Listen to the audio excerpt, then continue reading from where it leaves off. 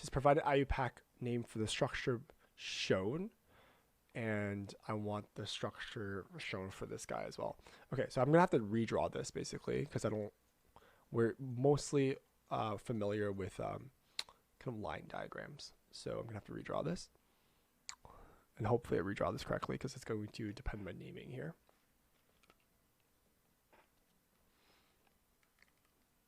So what do I have? I have, let's see. I have a CH3. H3C. I'm looking from the top down. I have another, and it's gonna be bonded to a CH2, I believe. So this here is a CH2.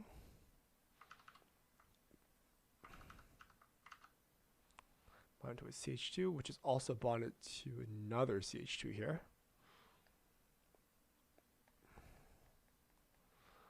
Or I think that's a CH actually, sorry, CH. This is bonded to CH2, bonded to CH3. And then from the CH, it's going to be bonded to a CH2. Yes, this is a CH2. This is another CH2.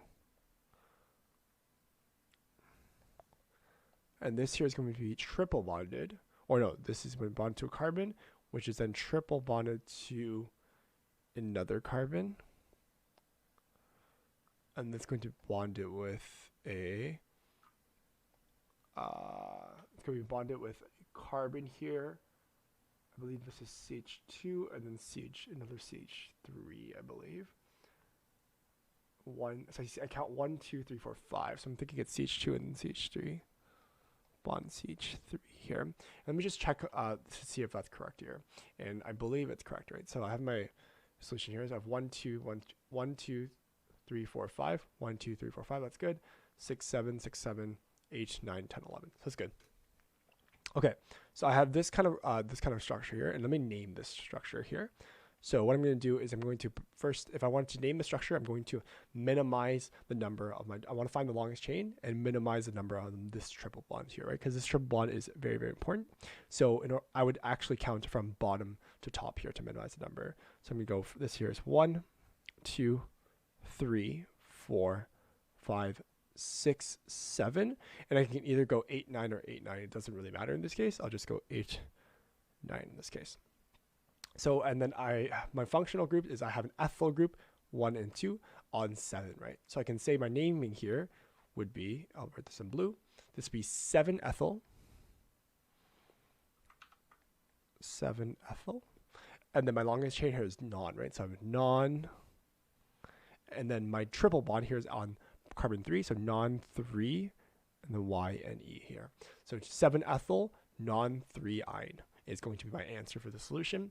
And as you can see, 7 ethyl, non 3 ine here is also correct. So this number 1 is good. And let's look at the second solution here, or second question. So I'm going to redraw this. So I have a CH3. I'm starting from here, and then I have it's bonded to a CH2, bonded to another. This would be a CH2.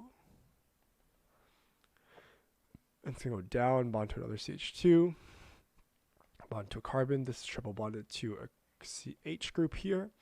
This is bonded to a CH2. This is bonded to a CH3. And this guy is also a CH3. So how would I count this kind of structure here? I have a triple bond here, right? So I want to place priority on this triple bond here. So I'm going to start from basically here. So I have 1, 2, 3, and then I can either go 4, 5, and 6, or 4 and 5 here. So I always have to pick the longest chain here. So in this case, I'm going to go 4, 5, and 6 here. Because again, if I went 4 and 5 here, it wouldn't make sense here. And again, on 3 here, I have a methyl group here. So this here is a methyl group. And on 3 this is an ethyl group as well here. So this here is a methyl. And this here would be a ethyl. So what I can say here with my IUPAC naming, I can say that this structure is going to be, I have on carbon 3, I have 1 methyl. I have on 3, I have it's going to be 3-ethyl and 3-methyl.